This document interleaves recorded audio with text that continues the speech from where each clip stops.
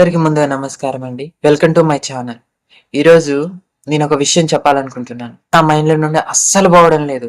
చాలా disgusting and disappointing and bullshit. చదువు అనేది మనని బాగు చేయడానికి, చెడు పనులు చేయకపోవడానికి యూజ్ అవుతుందని అనుకుంటాం. బట్ ఇక్కడ చెడు పనులు చేయడానికి యూజ్ అవుతుంది. ఈ కారణం ఒక్కరే కాదు, మన చుట్టూ ఉన్న సమాజం గిన దానికి ఎంకరేజ్మెంట్ చేస్తుంది అన్నమాట. ఏంటంటే ఒక ఇంటర్మీడియట్ సెకండ్ ఇయర్ చదువుతున్న ఒక అమ్మాయి, అరౌండ్ 16 to 17 years ఉన్న అమ్మాయి జ్ఞానభావైన ఒక వ్యక్తితోటి రిలేషన్షిప్ లో ఉంటుంది. ఇప్పుడు చాలా అలానే ఉన్నాయి, ఒకటనే కాదు కదా. వాళ్ళు ఇలా రిలేషన్షిప్ లో ఉండేసి వాళ్ళు ఫిజికల్ గా ఒకటైతారు అన్నమాట. దాని తర్వాత ఏమైంది, వీళ్ళు చేసిన తప్పుకు ఫలితంగా ఆ అమ్మాయికి ప్రెగ్నెన్సీ వస్తుంది.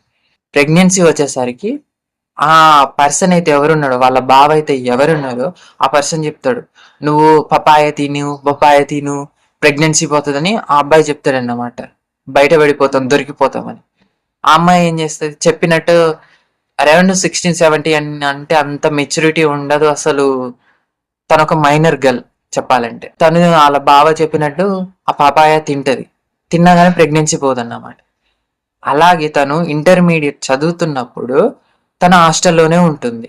తను కాలేజీలోనే హాస్టల్లో ఉన్నప్పుడు ఫ్యాకల్టీ ఏం చేస్తుంది, అక్కడున్న తోటి స్టూడెంట్స్ ఏం చేస్తున్నారు, అసలు కో స్టూడెంట్స్ చెప్పకుండా ఏం చేస్తున్నారు.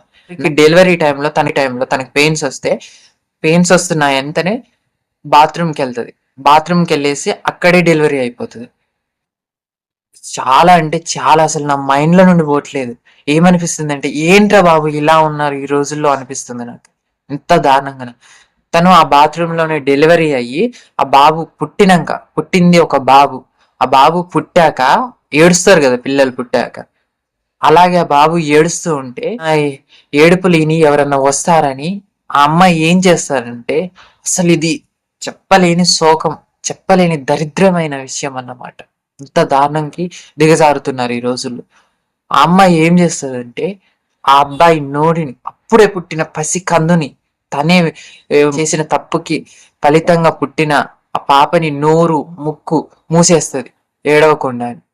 ఊపిరి ఆడక ఆ బాబు అప్పుడు పుట్టిన, అసలు ఎంత ఘోరంగా అంటే చెప్పలేని స్థితి అన్నమాట. అంత దారుణమైన పరిస్థితి. అలా ముయ్యడం వల్ల ఊపిరి ఆడక ఆ బాబు అక్కడే చనిపోతాడు. ఎంత దారుణం అండి అసలు. ఒక కన్న తల్లే తనని చంపేయడం ఎంత విడ్డూరం అసలు. ఎంత ఆ బాబు తప్పేం చేసిండు, వీళ్ళు చేసిన తప్పుకి ప్రతిఫలంగా వాడు వస్తే ఆ బాబును పుట్టిన పసికందుని చంపేసి అక్కడ వరకు ఆగకుండా ఆ హాస్టల్ అయితే ఏది ఉందో హాస్టల్ ఎక్కేసి థర్డ్ ఫ్లోర్ అన్నమాట. థర్డ్ ఫ్లోర్ కి ఎక్కేసి అక్కడ నుండి సంథింగ్ అక్కడ జైట్లో విసిరేసింది ఆ బాబుని. ఎంత దారుణమండి అసలు. ఇక్కడ తప్పు తన ఒక్క ఆమెదే కాదు, ఎవరైతే వాళ్ళ బావున్నాడో వాళ్ళ బావది. ఫస్ట్ క్యాండిడేట్ వచ్చేసి ఈమెవుతుంది, సెకండ్ పర్సన్ వచ్చేసి అతనవుతాడు, థర్డ్ పర్సన్ ఆ కో స్టూడెంట్స్ ఎవరున్నారో చెప్పకుండా అలాగే దాచిన వాళ్ళు ఉంటారు, ఫోర్త్ ఫ్యాకల్టీ చూడకుండా చెక్ చేయకుండా రూమ్స్ కానీ అమ్మాయి కానీ ఏం చేస్తుంది, ఎలా ఉంది, ఎందుకు అనేది ఇదంతా తప్పు మొత్తం సరౌండింగ్ అంతలో ఉందండి. ఒక్కదే తప్పని చెప్పలేం. దిస్ ఈస్ అసలు నా మైండ్లో నుండి పోవట్లేదు.